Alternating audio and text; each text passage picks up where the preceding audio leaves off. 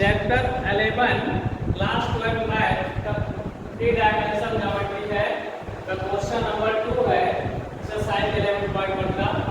कह रहा है find the direction cosine of A line which make equal angle with the coordinate axis. Coordinate axis से 3 coordinate axis से वो एक समान एंगल बनाती है। डायरेक्शन कोसाइन क्या होता है? क्योंकि L इक्वल टू होता है cos alpha, M equal to होता है cos beta, N equal to होता है लेट दिया गया है cos gamma. Alpha beta gamma कर रहा है ये तीनों डायरेक्शन कोसाइन है जिसको हम यम से दिखाते हैं, शो करते हैं। और कह रहा है ये इक्वल एंगल बनाता है। इक्वल एंगल मान लीजिए cos अल्फा cos बीटा क्या है? इक्वल है। मान लीजिए कि L इक्वल टू हो गया cos अल्फा, ठीक है? तो M इक्वल टू भी हो जाएगा cos, ये भी अल्फा के बराबर है, ये बीटा के बराबर है, एक इक्वल एंगल बना रहा है। और ये भी N, ये भी हो जाएगा M इक्वल टू हो जाएगा cos, क्या हो जाएगा? ये भी अल्फा के बराबर हो जाएगा। तीनों कोण एक समान है। तो चूंकि हम जानते हैं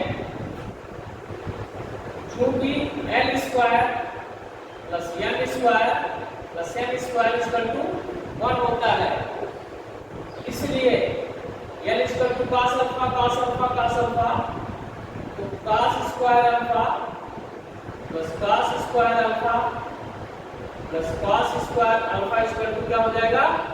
1 हो जाएगा। और ये 1 2 3 यानी 3 cos स्क्वायर अल्फा ये इक्वल टू हो जाएगा 1 के। तो cos square alpha equal to कितना हो जाएगा? 1/3 के, ठीक है?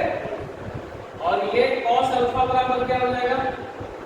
cos अल्फा बराबर हो जाएगा प्लस माइनस 1/√3 के बराबर होगा। ठीक, तो पूछ क्या रहा है? तो कह रहा है इक्वल एंगल विद द, तो find the direction cosine of A line. Line पे डायरेक्शन कोसाइन मालूम करिए। तो डायरेक्शन कोसाइन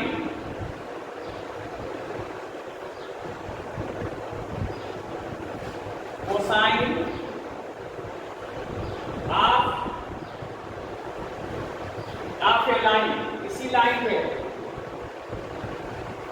पे जो डायरेक्शन कोसाइन होगा, जो ये पॉजिटिव और नेगेटिव दोनों डायरेक्शन में होगा, ये होगा 1/3 1/√3 अल्फा 1/√3 बीटा 1/√3 गामा, और दूसरा होगा -1/√3 अल्फा -1/√3 गामा और -1/√3, ये हो गया आपका अल्फा बीटा गामा। तो ये तीनों एंगल पॉजिटिव और नेगेटिव डायरेक्शन में बन रहे हैं। ये तीनों कर रहे हैं डायरेक्शन कोसाइन आप पे लाइन हो जाएगा और इसी से आंसर।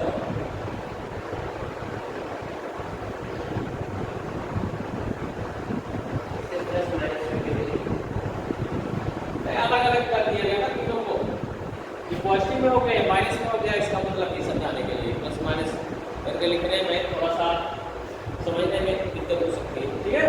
ये प्लस माइनस कर क्या लिखा हुआ है, इसका मतलब ये होता है कि पॉजिटिव तीनों आएंगे पॉजिटिव और तीनों आएंगे नेगेटिव, ठीक है? इस तरीके से इसको सॉल्व करेंगे।